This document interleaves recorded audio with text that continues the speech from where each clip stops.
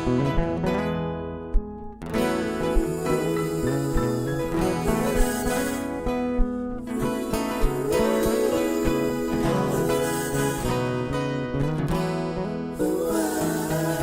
tin ngài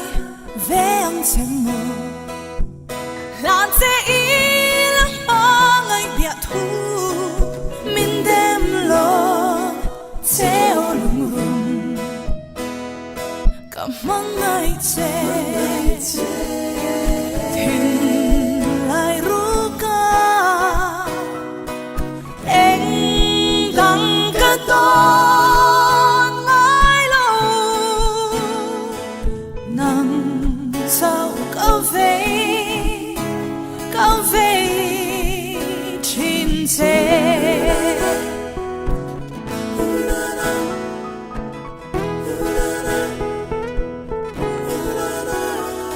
im mang ngày cả em lâu chu lung ti ôi tuan nông xì lô mình giọt là cả suy lung ru cảm ơn ngày chê thình lại ru ca em đắng cả đón ngài lâu nắng sao cao về trên xe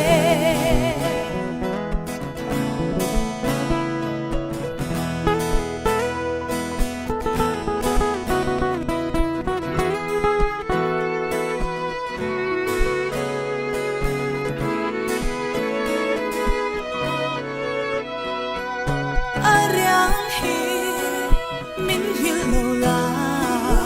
suy lung lên bên khoang riêng mỏi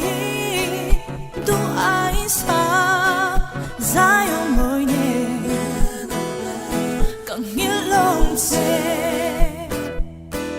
thình lại ru ca em đắng cả đón ngài lâu nắng sao cao về trên xe nắng sao cao về trên xe